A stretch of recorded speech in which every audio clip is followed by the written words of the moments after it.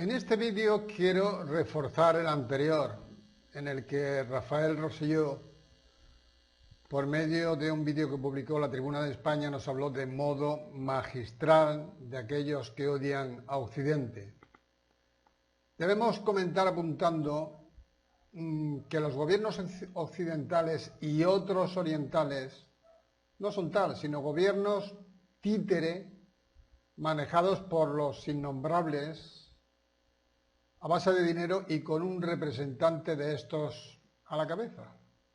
Un representante que puede ser llamado presidente, pero que al igual que el representante de su oposición, juegan idéntico papel para esta élite. Así, esta gentuza gobierna prácticamente todo el planeta. Y lo hacen sin apenas oposición. Aquel que se resiste a sus imposiciones, en casi todos los casos, es destruido de mil maneras. Se le asesina, se le ridiculiza, se le busca un delito, caso de Strauss-Kahn, que recordaréis, etc. Ya pudimos observar cómo consiguieron esos innombrables hacerse con el poder por medio del vídeo que he señalado anteriormente, el que nos narró Rafael Rosselló. Pero ¿cómo nos manejan en la actualidad? Principalmente, y bajo nuestro punto de vista, por medio de la deuda, además del medio político al que me he referido antes. Porque por medio de esta deuda, además de mantenernos con la soga al cuello, hacen y deshacen. Quitan y ponen gobiernos o reyes. Hacen lo que les apetece sencillamente.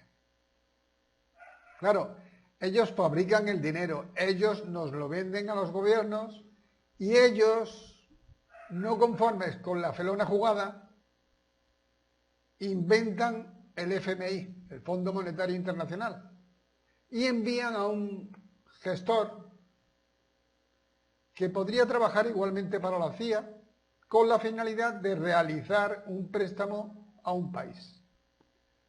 Porque carece de infraestructuras, de maquinaria agraria, de industria, etc. En fin, cualquier carencia resulta excusa para que el Fondo Monetario Internacional visite al gobernante de turno de cualquier país. Y el gestor le cuenta al gobernante algo así como: verá, amigo, su país podría desarrollarse mucho más de lo que está, si contase con buenas infraestructuras, carreteras, puentes, un ferrocarril capaz de trasladar cientos de mercancías. El gobernante naturalmente piensa que lo que le está contando ese gestor, por llamarlo de algún modo, es razonable. Y para esto, añade el gestor, estamos nosotros para ayudarle. ¿Qué le parece? Estupendo, piensa el gobernante. ¿Pero cómo? Y el gestor contesta, muy sencillo: nosotros, que somos el Fondo Monetario Internacional, le vamos a dar todo el dinero que necesite. ¿Cuánto cree usted que precisa? ¿20.000 millones? ¿25? ¿30.000 millones? Y el gobernante echa sus cuentas y le contesta: bueno, 25.000 millones está bien. Con 25.000 millones me apaño. Y luego piensa para sí el muy corrupto: si me quedo con 1.000 millones, ¿quién se va a enterar? Nadie. Contesta el gestor, que ya ha leído el pensamiento del corrupto gobernante. Solo debe ingresarlo en un paraíso fiscal y ya está.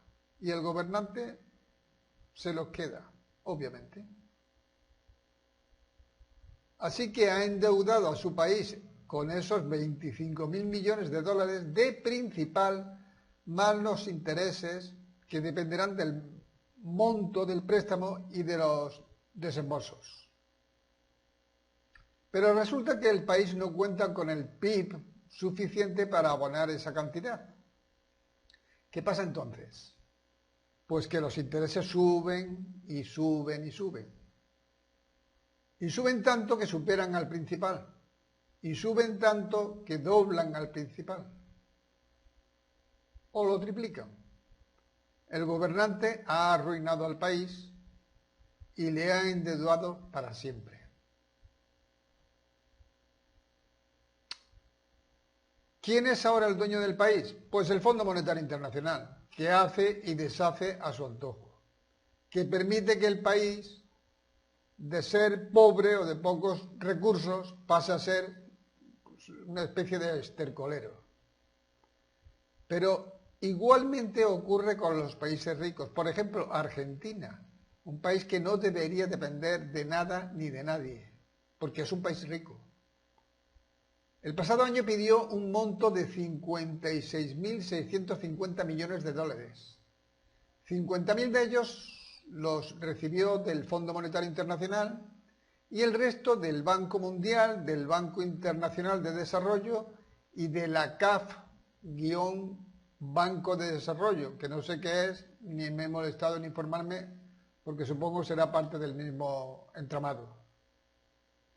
La pregunta es, ¿puede Argentina, por medio de un PIB, el del año pasado, 2018, de 442.598 millones de dólares, hacer frente a un préstamo que supone aproximadamente la cuarta parte de ese PIB?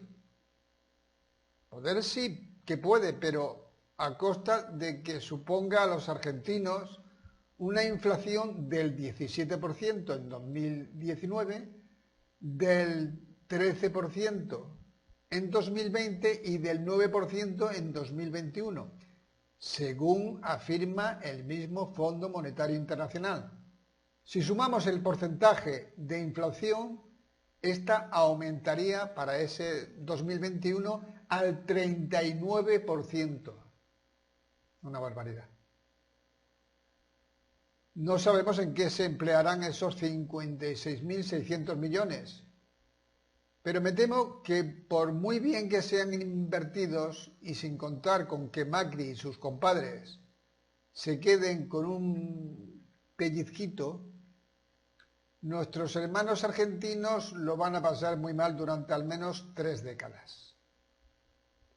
Y esto si a otro Macri no le da por pedir unos cuantos miles de millones más. Así que el fondo prevé mayor inflación y menos crecimiento para Argentina. Pues claro, ¿qué otra cosa puede prever? Por cierto, ¿os habéis fijado la cara de lagarto que tiene Lagarde? Lagarto, que es así como habría que llamarla. Esa tipa que dice que en el mundo sobran muchos viejos. Joder, pues que se muera ella. Que dé ejemplo. Hechos son amores y no buenas razones, que dice el refrán. Bien, dicen en la página web del Fondo Monetario Internacional, ¿sabía usted que el Fondo Monetario Internacional brinda apoyo financiero y trabaja con los gobiernos para garantizar un gasto responsable? Sí, es cierto, eso dice. Y en esta misma página web del fondo, atended bien a esto, nos asegura que la principal fuente de los recursos financieros del fondo son las cuotas de los países miembros que en términos generales reflejan el tamaño y la posición relativa de los países en la economía mundial. El Fondo Monetario Internacional realiza regularmente revisiones generales de cuota, etc. Es decir, que el Fondo Monetario Internacional, según ellos, se mantiene a base de cuotas que pagan los gobiernos. ¿Para qué? Para luego pedir de esas mismas cuotas que han ido pagando. Yo no entiendo mucho de economía, pero me pregunto, si todos los países del mundo están endeudados, ¿a quién o a quiénes le deben el dinero? Pues a los bancos. Sencillamente porque son quienes realmente prestan todo ese dinero y quienes realmente se benefician de todos esos préstamos billonarios. ¿Y quiénes son los propietarios de los bancos? Pues ya lo sabemos. Vamos a mirar esto desde otra perspectiva. Según el porcentaje del Producto Interior Bruto, Argentina tiene una deuda del 80%. Es decir, el 80% de su PIB es lo que debe Argentina. República Dominicana, el 39,8%. Bien, dos ejemplos de países hispanos. ¿Sabéis cuál es la deuda de un país tan chiquito como Luxemburgo, con solo 2.586 kilómetros cuadrados? El 434%. Y el de Hong Kong, que es una región administrativa de China. Eso es lo que dicen. El 396%.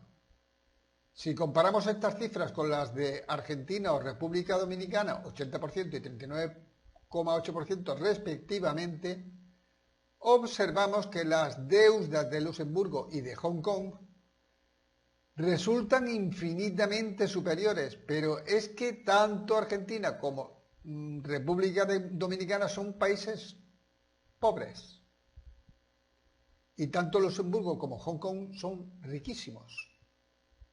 Creo que el sueldo mínimo en Luxemburgo es de $4.000 mensuales, el mínimo.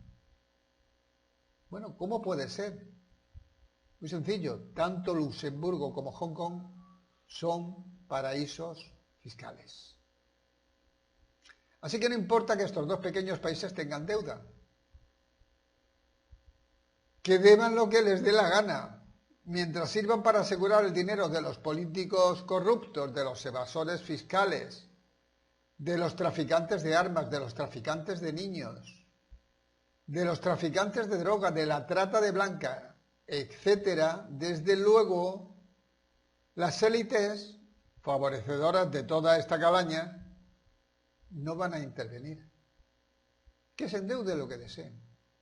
Pagan los pobres. Bien, aquí termina nuestro vídeo de hoy.